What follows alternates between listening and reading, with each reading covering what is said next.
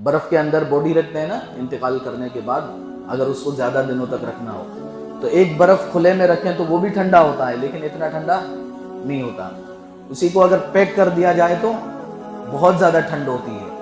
ایک کھانا بنتا ہے ڈھک اوپر سے کھول کر کے، کھانا لیٹ سے بنتا ہے، اور ایک پریشر کوکر کے اندر بھی جو اوپر سے بالکل پیک ہوتا ہے بند کر دیا جاتا ہے، اس میں آنچ اور زیادہ لگتی ہے، آگ اس میں اور زیادہ لگتی ہے. تھوڑی دیر میں آلو اور پڈا بھی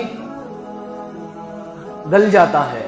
تو وہی اللہ رب العزت انہا علیہم موصدا، وہ آگ ایسی ہوگی جو ان کے اوپر بند کر دی جائے گی. یہ بھی اور آگ کو زیادہ بڑھانے کا، زیادہ جلانے کا، زیادہ تکلیف دینے کا ایک اور ذریعہ ہے کہ اوپر سے جہنم کو پیک کر دیا جائے گا. انہا علیہم موصدا، ان کے اوپر آگ کو بند کر دیا جائے گا. فی عمد ممددہ، لمبے لمبے ستونوں میں. اگر آج ہم لوگ قرآن کا یہ پیغام سمجھ کر کے نہیں مان رہے ہیں نا، نہیں سنبھل رہے ہیں، نہیں سدھر رہے ہیں، تو اس بات کا یقین کر لیجئے کہ اگر ہم نبی کے زمانے میں ہوتے تو ہم نبی کے ساتھ نہیں ہوتے، نبی کے دشمنوں میں شامل ہوتے. نبی نے کیا بیان کیا تھا؟ یہی قرآن 23 سال تک نبی علیہ السلام پر نازل ہوتا رہا، اور ہمارے نبی علیہ السلام لوگوں کو یہی قرآن کی ڈیٹیل سمجھاتے رہے. کہتے ہیں نا لوگوں کو نماز کرنے کے ٹائم نہیں ہے. کتنا بھونڈا جواب ہے. اب مجھے اتنا ایک مولوی ہونے کی حیثیت سے تو اللہ رب العزت کو یہ جواب سن کر کے کتنا غصہ آتا ہوگا کہ جس کو میں نے بنایا، بغیر مانگے سب کچھ دے دیا، بیماری نہیں دی، آنکھیں دے دی، لیکن اس کے پاس میرے لیے 10 منٹ کا ٹائم نہیں ہے. اب ذرا تصور کریں کہ ہمارے بچے جس کو ہم نے بچپن سے پالا، پڑوسا، سب کچھ کیا، ہم اپنے بچے کو صرف بات کرنے کے لیے، کام کے لیے نہیں. نماز جو ہے وہ کوئی اللہ کی نظر میں کوئی کام نہیں ہے، اللہ سے بات چیت ہے. اسی لیے احادیث کے اندر آتا ہے نا کہ نماز مومن کی معراج ہے. معراج کیا ہوا تھا؟ معراج نبی علیہ السلام کو اس زمین کے اوپر سے معراج کے ذریعے اللہ رب العزت نے حضرت جبریل فرشتے کے ساتھ ایک براق سواری دے کر کے اللہ رب العزت نے نبی علیہ السلام کو اپنے پاس ساتویں عرش پر بلوایا اور بات چیت کی. تو ہر انسان کا تو یہ نصیب نہیں ہے کہ اللہ بھیج دے گاڑی، براق، سواری ہے بہرحال ایک. تو اب مومن کے لیے اللہ سے بات چیت کرنے والی چیز نماز ہے. تو ہم ذرا تصور کریں کہ ہم نے اپنے بچے کے لیے پڑھایا، لکھوایا، سب کچھ ڈاکٹر بنایا، انجینئر بنایا، اب وہ ہے کہ فلائٹ سے سفر کرتا ہے. اب اس کو ہم کبھی اگر فون کر دیں، بیٹا کیا حال چال ہے، بیٹا سامنے سے کہ میرے پاس آپ سے بات کرنے کے لیے ٹائم نہیں ہے، فون رکھ دے. دوسری دفعہ پھر کرے، میرے پاس ٹائم نہیں ہے. جیتے جی باپ مر جائے گا. باپ کا اندر سے دل کرے گا کہ کاش یہ زندگی میرے کام نہ آتی، میں مر جاتا، پھانسی کھا لیتا، زہر کھا لیتا. تو ہم لوگ جب جس اللہ نے ہمیں سب کچھ دیا، رہنے کو زمین، یہ جو کچھ اللہ نے بنایا ہے نا جھمیلا دنیا کا، صرف انسان کے لیے بنایا ہے. اور اللہ بالکل بھی نہیں چاہتے ہیں کہ کوئی بندہ جہنم میں جائے. اللہ نے جو جنت بنائی ہے وہ بھی انسانوں کے لیے بنائی ہے. اللہ چاہتے ہیں کہ سارے کے سارے انسان کہاں جائے؟ جنت میں جائے. اگر اللہ جہنم میں ڈالنا چاہتا نعوذ باللہ انسانوں کو، تو پھر نبیوں کو نہیں بھیجتا. 1.25 لاکھ نبی نہیں بھیجتا انسانوں کو یاد دلانے کے لیے کہ اللہ ہے، اللہ کی عبادت کرو. قرآن نہیں بھیجتا. قرآن کی اس طرح حفاظت نہیں کر سکتا کہ 1400 سال پہلے قرآن نازل ہوا اور آج بھی ایک ایک حرف موجود ہے. کس کے لیے؟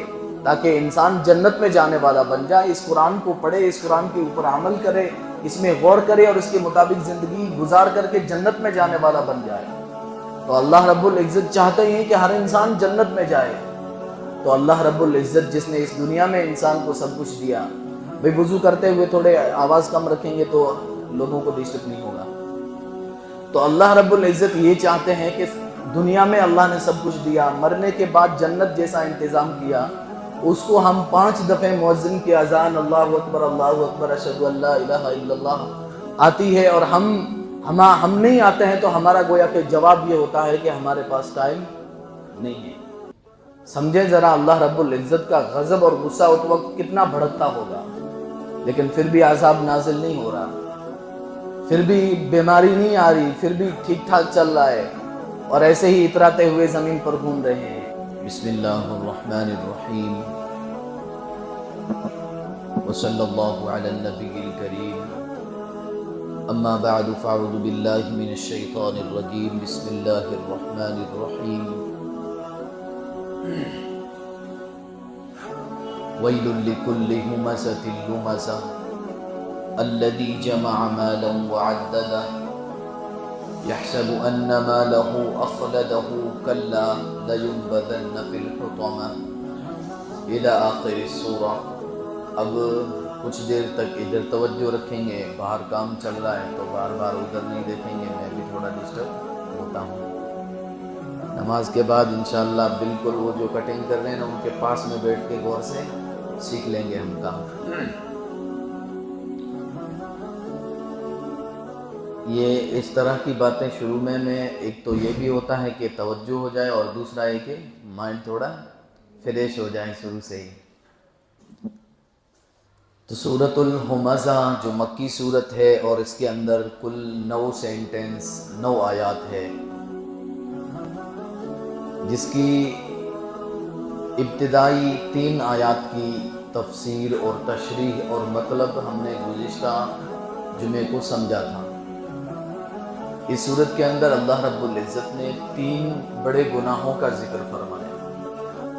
اولاً سب سے پہلے 3 بڑے گناہوں کا ذکر فرمایا اور ان گناہوں کی سختی کو بیان فرمایا، ان گناہوں کی شدت کو بیان فرمایا کہ یہ گناہ کوئی چھوٹے نہیں بلکہ بڑے گناہ ہیں، اور پھر ان گناہوں کے اوپر جو اللہ رب العزت کی طرف سے سزا ہوگی اس سزا کا ذکر فرمایا ہے کہ ان تینوں گناہوں کی پاداش میں، ان کے بدلے میں اللہ رب العزت کی طرف سے یہ عذاب اور یہ سزا دی جائے گی۔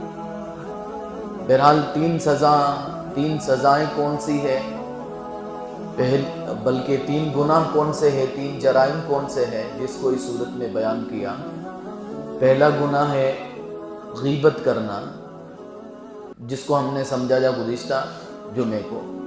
دوسرا گناہ ہے کسی کے سامنے روبرو کسی کو طعنہ دینا، اور تیسرا جو گناہ ہے وہ ہے جمع مال کو جمع کرنا۔ لیکن اگلی آیات سے محض میں نے یہ بھی بتایا تھا کہ محض یعنی صرف مال کو جمع کرنا کوئی گناہ نہیں ہے، لیکن مال کو جمع اس طرح کرنا کہ جو مال کے حقوق ہیں، زکوٰۃ، صدقات، اللہ کے راستے میں خرچ کرنا، وہ مال کے حقوق مال جمع کر کے اس مال کے حقوق ادا نہ کرے، یا مال جمع ہونے کے بعد جو اس کے دوسرے انسانوں کے اس کے اوپر حق عائد ہوتے ہیں، جو اس کے اوپر حقوق ہوتے ہیں، ان کو پورا نہ کرے۔ مثال کے طور پر کسی کے پاس مال ہے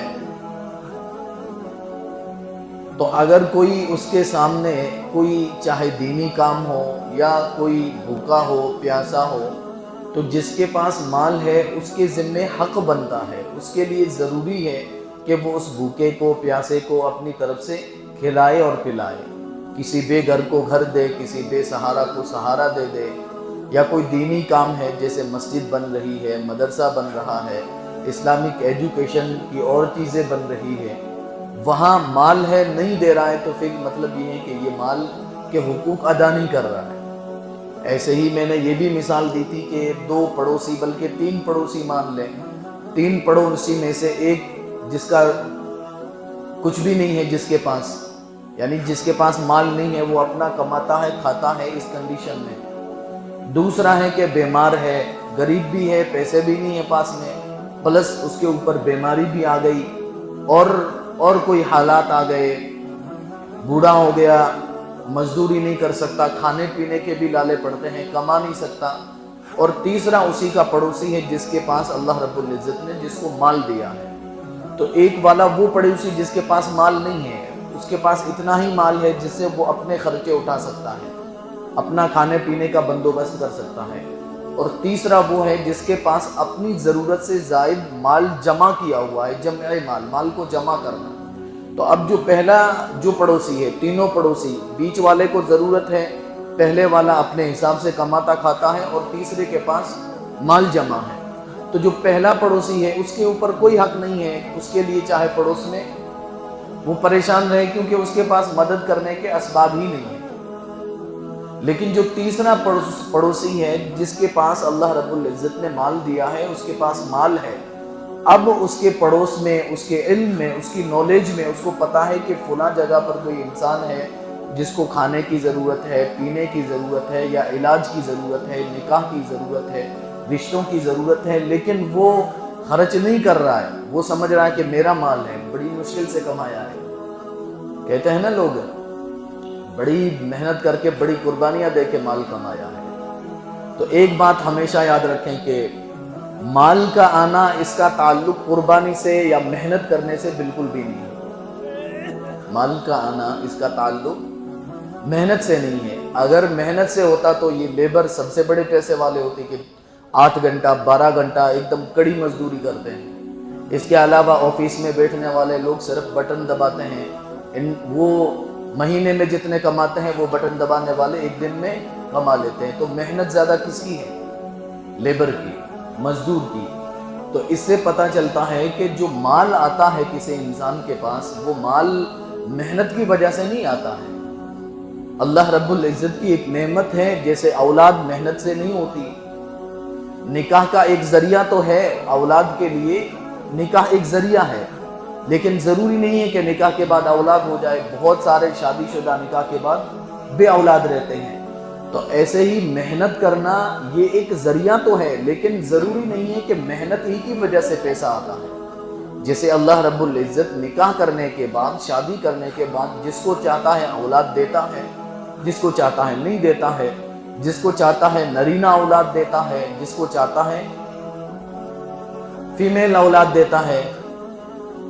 تو ویسے ہی مال ہے، اللہ محنت کے اوپر، مال کا ایک ذریعہ تو ہے محنت، اپنی کمائی حاصل کرنے کا، لیکن کتنی کمائی دینی ہے، کیسی دینی ہے، وہ اللہ رب العزت فیصلے فرماتے ہیں۔ تو یہ جو ہمارے ایک آتا ہے نا کہ بڑی مشکل سے میں نے یہ پیسے جمع کیے ہیں، اپنی جوانی لگائی ہے، اس لیے اب پڑوسی کا میرے اوپر کیا حق ہے، قرآن اور اللہ رب العزت آپ کے اس جواب کو تسلیم نہیں کرتے ہیں۔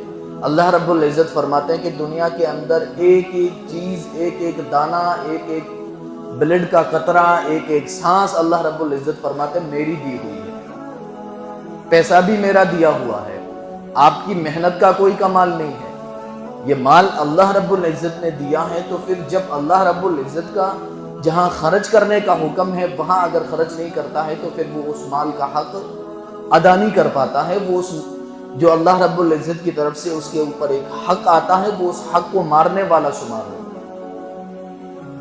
تو میں عرض یہ کر رہا تھا کہ جمع مال کو جمع کرنا یہ تیسرا گناہ ہے، لیکن محض مال کو جمع کرنا کوئی گناہ نہیں ہے۔ مال کو جمع کرنے کے بعد جہاں ضرورت ہو، جہاں مال کے خود کے حقوق ہیں، زکوٰۃ، صدقات وغیرہ، اس کے علاوہ جو دوسرے اس کے ارد گرد اور معاشرے میں رہنے والے دوسرے انسان ہیں، مال کی وجہ سے دوسرے انسانوں کے حق اس کے اوپر لازم ہو جائیں گے، جس کی ایک مثال یہ دی تھی کہ 3 پڑوسی ہیں جن میں سے ایک بیمار ہے، حالات کا گھرا ہوا ہے، اور دوسرا بالکل اپنی کیپیسٹی کے اعتبار سے، اور تیسرے کے پاس مال ہے۔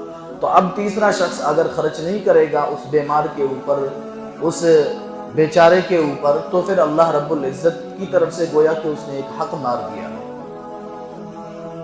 بہرحال یہ 3 بڑے گناہ، غیبت کرنا، کسی کو طعنہ دینا، اور مال کے حقوق ادا نہ کرنا، انسانوں کے مال کی وجہ سے جو اس کے اوپر حقوق عائد ہوتے ہیں ان کو ادا نہ کر کے مال جمع کرنا، یہ بھی بہت بڑا گناہ ہے۔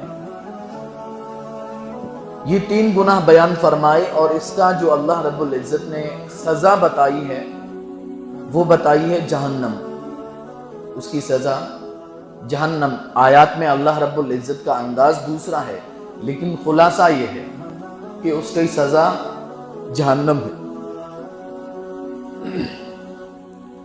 وَيْلٌ لِكُلِّ هُمَزَةٍ لُمَزَةٍ، بڑی ہلاکت ہے، بڑی خرابی ہے کس کے لیے؟ طعنہ دینے والے کے لیے اور غیبت کرنے والے کے لیے، اور کس کے لیے؟ الذی، اور ہر اس شخص کے لیے، الذی جمع مالا، جس نے مال جمع کیا وعددہ اور اس کو گن گن کر کے رکھا، گن گن کر کے رکھا یعنی اس کو خرچ نہیں کیا، اس کے سامنے ضرورت پڑتی رہی، مسجدیں 2 سال ویران پڑی رہی، اس کے سامنے لوگ ٹھٹھرتے رہے، اس کے سامنے لوگ بھوک مرتے رہے، اس کے سامنے بغیر شادی شدہ غریبوں کی بچیاں 30 35 40 سال اور بڑھاپے کی دہلیز تک پہنچتی رہی، لیکن اس کی جیب سے 1 روپیہ بھی نہیں نکلا اور وہ گن گن کر کے رکھتا رہا اور اپنے بینک اکاؤنٹ میں جمع کرتا رہا اور سمجھتا رہا کہ ایک اور بینک بیلنس بڑھ گیا، ایک اور گاڑی آ گئی، ایک اور پلانٹ خرید لیا، ایک اور دکان بنا لی۔ تو ایسے شخص کا لیے بڑی ہلاکت ہے، بڑی خرابی ہے۔ یحسب ان مالہ اخلدا، وہ مال کو گن گن کر رکھنے والا، جمع کرنے والا، یحسب اللہ کہتے ہیں وہ سمجھتے ہیں ان مالہ اخلدا کہ اس کا یہ مال وہ سمجھتا ہے کہ ہمیشہ اس کے ساتھ رہے گا۔ یحسب ان مالہ اخلدا، وہ یہ سمجھتا ہے کہ اس کا مال اخلدا ہمیشہ اس کے ساتھ رہے گا۔ کلا، اللہ فرماتے ہیں ہرگز بھی ایسا نہیں ہے، بالکل ایسا نہیں ہے۔ جیسے ہی انسان کی سانسیں ختم ہوگی، جو سب سے پہلی چیز جو اس کے اندر سے نکلے گی، اس کی ملکیت سے نکلے گی، وہ مال نکلے گا۔ اولاد بھی کچھ دیر تک پاس میں رہے گی، کپڑے بھی رہیں گے، سب سے پہلے موت کے بعد جو چیز اس کی ملکیت سے نکلتی ہے مال۔ سرکاری اعتبار سے، شریعت کے اعتبار سے آدمی کے اوپر جب موت آ جائے تو اس کا مال آٹومیٹکلی بغیر کسی کارروائی کے اس کی ملکیت سے نکل جاتا ہے، اب اس کی اولاد کی طرف شفٹ ہو جاتا ہے۔ تو جس مال کو اللہ رب العزت فرماتے ہیں کہ انسان سمجھتا ہے کہ یہ مال ہمیشہ میرے پاس رہے گا، ایسا بالکل بھی نہیں ہے، ہرگز ایسا نہیں ہے۔ اب دیکھو انسان، اب میرے سے آپ سوال کریں، آپ سے میں کروں، تو ہم لوگ یہ کہتے ہیں نہیں، ہمیں پتہ ہے نا کہ مال تو کیا ہوگا، موت کے ساتھ ختم ہو جائے گا، ہمیشہ کام نہیں آئے گا۔ تو ہماری بات سے یا دماغ سے نہیں، ہمارے رویے بتاتے ہیں، ہمارے کردار بتاتے ہیں، ہمارا جو ریئیکشن ہے، ہماری جو حرکتیں ہیں، ان سے پتہ چلتا ہے کہ ہم دل کے اندر یہ سمجھے ہوئے ہیں کہ یہ مال ہمیشہ کام آئے گا۔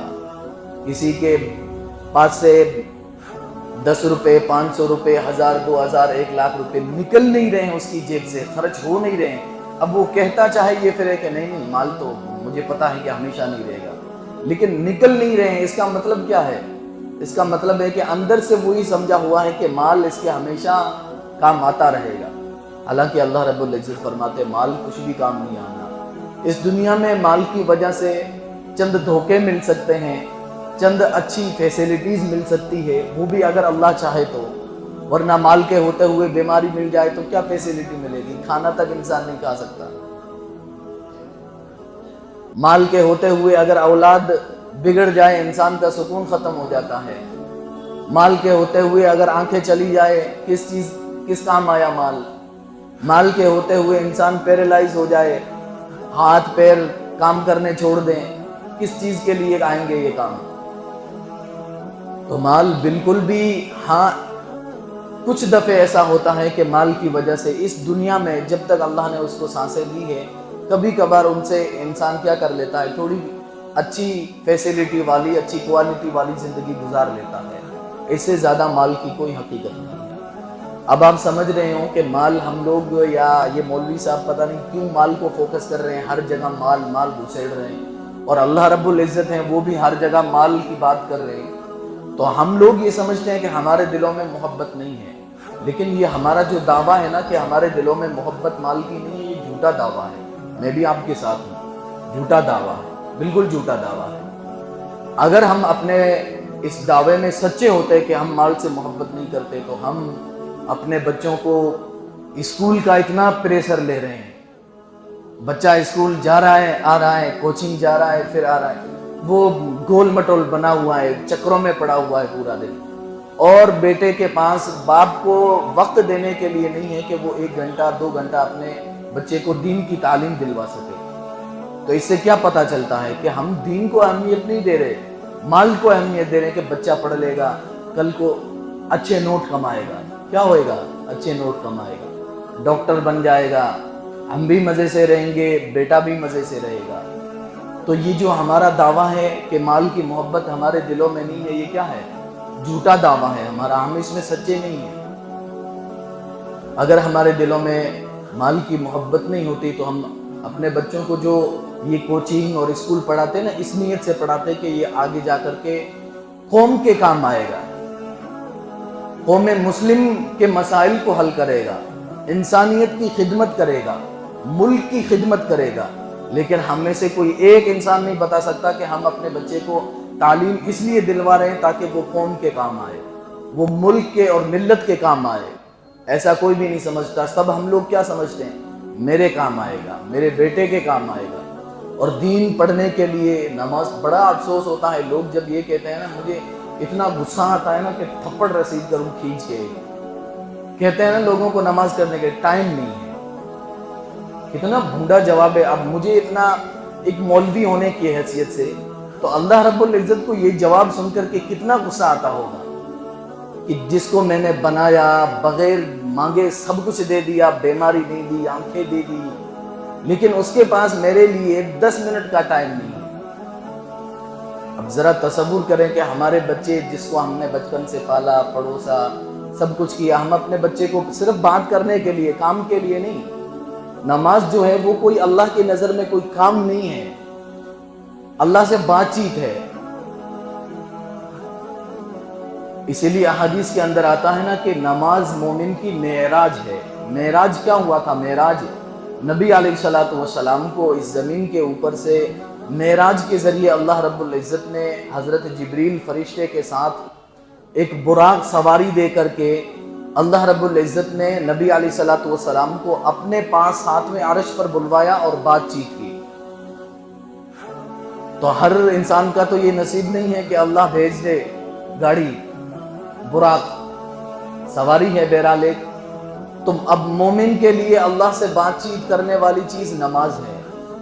تو ہم ذرا تصور کریں کہ ہم نے اپنے بچے کے لیے پڑھایا، لکھوایا، سب کچھ، ڈاکٹر بنایا، انجینئر بنایا، اب وہ ہے کہ فلائٹ سے سفر کرتا ہے۔ اب اس کو ہم کبھی اگر فون کر دیں، بیٹا کیا حال چال ہے، بیٹا سامنے سے کہ میرے پاس آپ سے بات کرنے کے لیے ٹائم نہیں ہے، فون رکھ دے۔ دوسری دفعہ پھر کرے، میرے پاس ٹائم نہیں ہے۔ جیتے جی باپ مر جائے گا۔ باپ کا اندر سے دل کرے گا کہ کاش یہ زندگی میرے کام نہ آتی، میں مر جاتا، پھانسی کھا لیتا، زہر کھا لیتا۔ تو ہم لوگ جب جس اللہ نے ہمیں سب کچھ دیا، رہنے کو زمین، یہ جو کچھ اللہ نے بنایا ہے نا جھمیلا دنیا کا، صرف انسان کے لیے بنایا ہے۔ اور اللہ بالکل بھی نہیں چاہتے ہیں کہ کوئی بندہ جہنم میں جائے۔ اللہ نے جو جنت بنائی ہے وہ بھی انسانوں کے لیے بنائی ہے۔ اللہ چاہتے ہیں کہ سارے کے سارے انسان کہاں جائے؟ جنت میں جائے۔ اگر اللہ جہنم میں ڈالنا چاہتا نعوذ باللہ انسانوں کو، تو پھر نبیوں کو نہیں بھیجتا، 1.25 لاکھ نبی نہیں بھیجتا انسانوں کو یاد دلانے کے لیے کہ اللہ ہے، اللہ کی عبادت کرو۔ قرآن نہیں بھیجتا، قرآن کی اس طرح حفاظت نہیں کر سکتا کہ 1400 سال پہلے قرآن نازل ہوا اور آج بھی ایک ایک حرف موجود ہیں۔ کس کے لیے؟ تاکہ انسان جنت میں جانے والا بن جائے، اس قرآن کو پڑھے، اس قرآن کے اوپر عمل کرے، اس میں غور کرے اور اس کے مطابق زندگی گزار کر کے جنت میں جانے والا بن جائے۔ تو اللہ رب العزت چاہتے ہیں کہ ہر انسان جنت میں جائے۔ تو اللہ رب العزت جس نے اس دنیا میں انسان کو سب کچھ دیا، بھئی وضو کرتے ہوئے تھوڑے آواز کم رکھیں گے تو لوگوں کو ڈسٹرب نہیں ہوگا۔ تو اللہ رب العزت یہ چاہتے ہیں کہ دنیا میں اللہ نے سب کچھ دیا، مرنے کے بعد جنت جیسا انتظام کیا، اس کو ہم 5 دفعے مؤذن کی اذان اللہ اکبر اشہد ان لا الہ الا اللہ آتی ہے اور ہم نہیں آتے ہیں، تو ہمارا گویا کہ جواب یہ ہوتا ہے کہ ہمارے پاس ٹائم نہیں ہے۔ سمجھیں ذرا اللہ رب العزت کا غضب اور غصہ اس وقت کتنا بھڑکتا ہوگا، لیکن پھر بھی عذاب نازل نہیں ہو رہا، پھر بھی بیماری نہیں آ رہی، پھر بھی ٹھیک ٹھاک چل رہا ہے، اور ایسے ہی اتراتے ہوئے زمین پر گھوم رہے ہیں۔ پہلی قوموں میں کیا ہوا تھا؟ یہ نبی علیہ الصلوۃ والسلام کی اگر دعائیں نہیں ہوتی تو ہمارے ان گناہوں کی وجہ سے کہ کانوں میں نماز کی اذان آ رہی ہے، اذان کی آواز، اور ٹائم نہیں ہے، تو اس عمل کی وجہ سے زمین میں دھنسا دیے جاتے ہیں لوگ۔ پہلی امتوں میں کیا ہوا تھا؟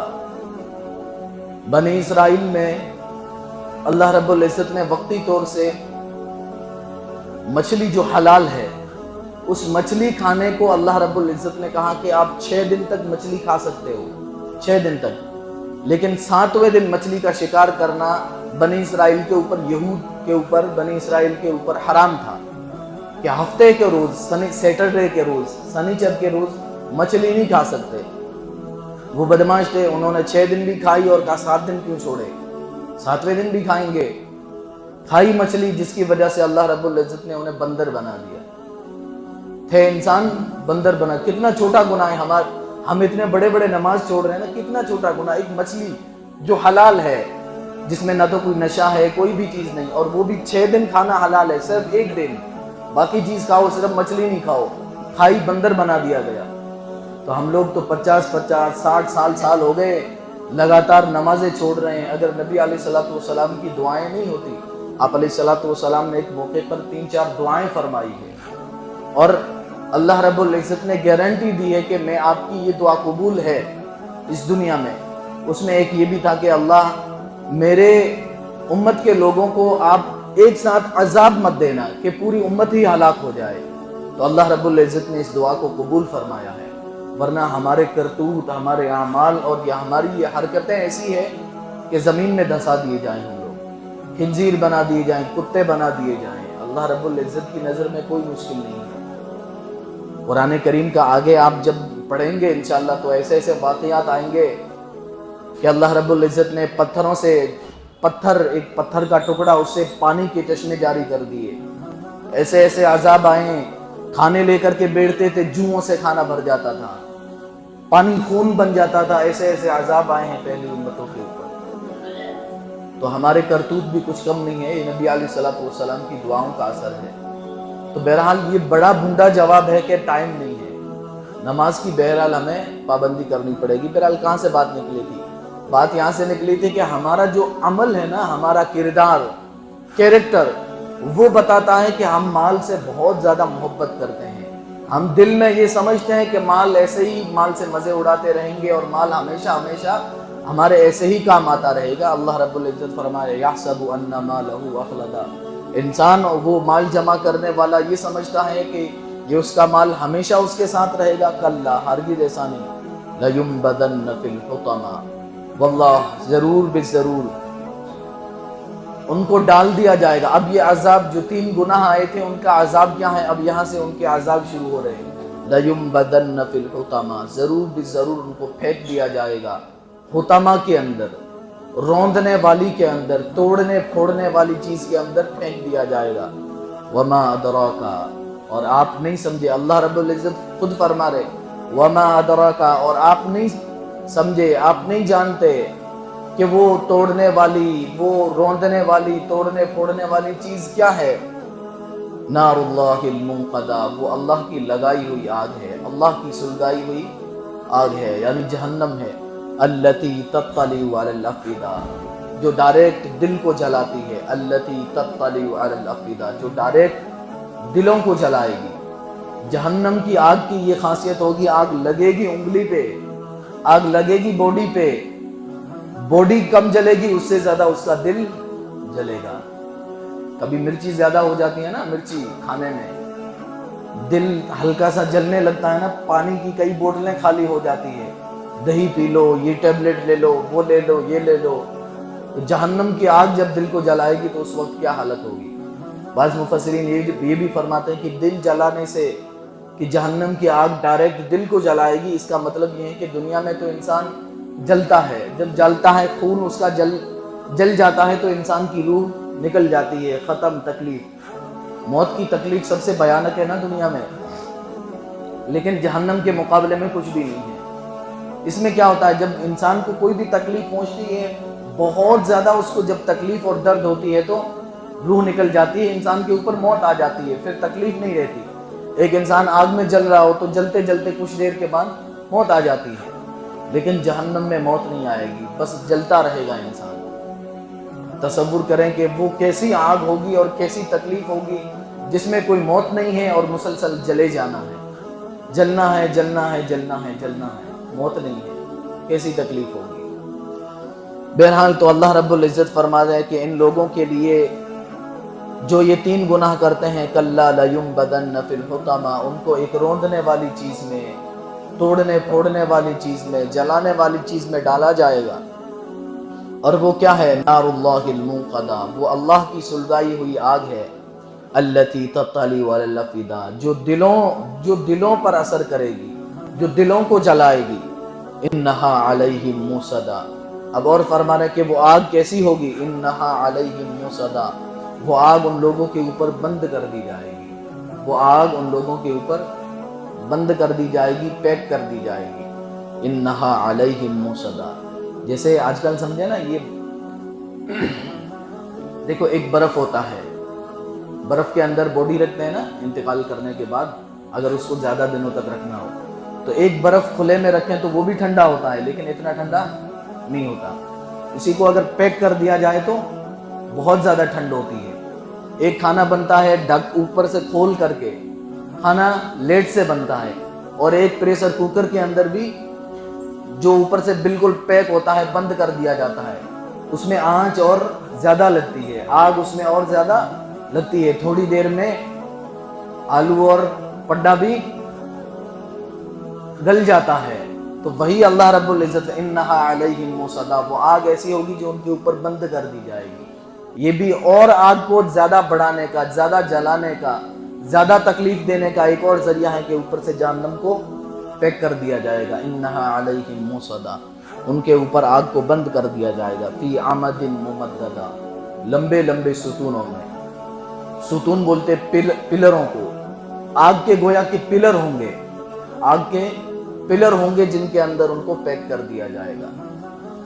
بہرحال ہمیں کوشش یہ کرنی چاہیے کہ جہنم ایک حقیقت ہے، یہ کوئی کہانی نہیں ہے، بالکل حقیقت ہے۔ اگر آج بھی ہمیں جہنم کو لے کر کے یہ سمجھ میں آ رہا ہے نا کہ ہم دیکھ لیں گے کیا ہوئے گا جب مریں گے، تو یہ میں نہیں کہہ رہا ہوں، یہ میں قرآن اپنے سامنے اسی لیے رکھتا ہوں، ورنہ عالم جو بیان کرتا ہے قرآن اور حدیث کی ڈیٹیل ہی میں بیان کرتا ہے، لیکن میں ایک حصہ و حصہ، پارٹ وائی پارٹ جو قرآن اپنے سامنے رکھ کر کے بیان کرتا ہوں، اسی لیے تاکہ تمہارے ذہن میں یہ نہیں آئے کہ یہ مولوی بک رہا ہے، یہ مولوی کی بکواس ہے، یہ مولوی بالکل بھی نہیں کہہ رہا ہے، یہ اللہ کا کلام کہہ رہا ہے۔ اللہ رب العزت نے قرآن میں کہہ رہا ہے کہ جہنم ایک حقیقت ہے، اگر اللہ رب العزت کی مرضی کے بغیر زندگی گزار کر کے آئے تو جہنم حقیقت ہے اور ملنی ہے۔ یہ کوئی قصہ کہانی والی کتاب نہیں ہے کہ بچوں کے دل بہلا دیے جائیں یا بچوں کو ڈرا دیا جائے۔ یہ اللہ کا کلام ہے جس کا ایک ایک ورڈ، ایک ایک حرف سچا اور صحیح ہے، جو بالکل پورا ہونا ہے۔ اس میں اگر کسی کو شک ہے تو اسے اپنے ایمان میں شک کر لینا چاہیے۔ تو بہرحال آج بھی جہنم کی اتنی بڑے وعیدیں سمجھنے کے بعد بھی اگر ہم دین سے دور ہیں، اگر ہم اللہ رب العزت کے حکموں سے دور ہیں، تو شاید ہمیں کوئی نہیں سمجھا سکتا۔ نبی علیہ الصلوۃ والسلام کیا سمجھایا کرتے تھے؟ اگر آج ہم لوگ قرآن کا یہ پیغام سمجھ کر کے نہیں مان رہے ہیں نا، نہیں سنبھل رہے ہیں، نہیں سدھر رہے ہیں، تو اس بات کا یقین کر لیجئے کہ اگر ہم نبی کے زمانے میں ہوتے تو ہم نبی کے ساتھ نہیں ہوتے، نبی کے دشمنوں میں شامل ہوتے۔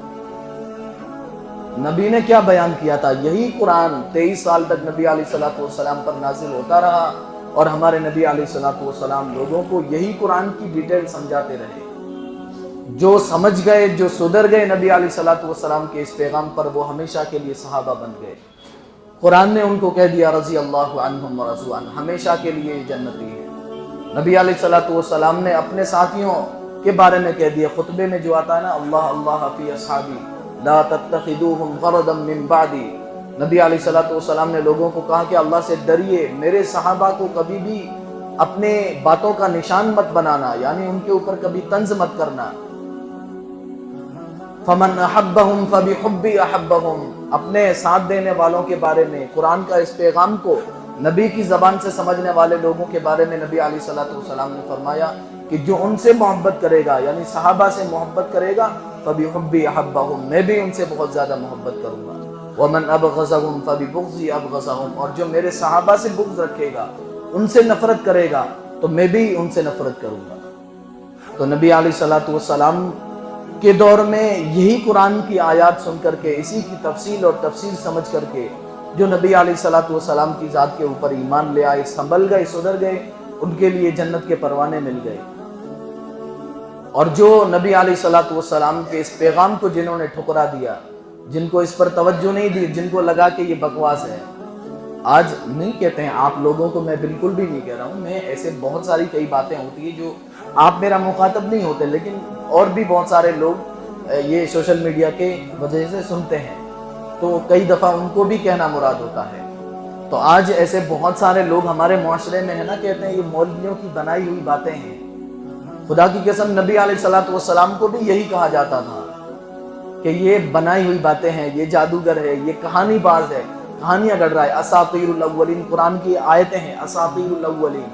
کفار جو نبی علیہ السلام کا انکار کرتے تھے، کہتے تھے یہ تو پہلے لوگوں کی کہانیاں ہیں، یہ جو کچھ بتا رہا ہے نا، جہنم جنت اور پہلے ایسی قومیں آئی تھی ان پر ایسے عذاب آیا تھا، تو ان کو یہ کیا کہتے تھے؟ اساطیر الاولین، پہلے لوگوں کی قصے اور کہانیاں ہیں، اس کے سوا کچھ نہیں۔ تو آج ہم لوگ یقین کریں کہ قرآن کی یہ آیات اور یہ پیغام سمجھ کر کے ہمارے دل میں اگر نرمی پیدا نہیں ہوتی ہے، ہمارا دل نرم نہیں ہوتا ہے، تو کہ سمجھ لیں کہ اگر ہم نبی علیہ السلام کے دور میں ہوتے تو آپ کے صحابہ اور آپ کے ساتھیوں کے ساتھ نہیں بلکہ آپ کے دشمنوں کے ساتھ کھڑے ہوتے۔ تو ذرا ابتدا کریں۔ مجھے معلوم ہے کہ ایک دم پورے اسلام پر آنا مشکل ہے، ایک بار نماز شروع کریے، اس کے بعد اپنے بچوں کو قاعدہ پڑھانا شروع کریے، حرام سے تھوڑا تھوڑا بچنے کی کوشش کریے، ابتدا تو کریے۔ جس چیز کی ابتدا نہیں ہوتی ہے، اوپننگ اسٹارٹنگ نہیں ہوتی، تو اس کی انتہا کیسے ہو سکتی ہے؟ وہ چیز کمپلیٹ ہی کیسے ہو سکتی ہے جو شروع ہی نہیں ہو؟ کسی چیز کو کمپلیٹ کرنے کے لیے اسے شروع کرنا پڑتا ہے، تو شروع کریے۔ اللہ پاک ہم سب کو عمل کی توفیق نصیب فرمائے۔ سورت مکمل ہو چکی ہے۔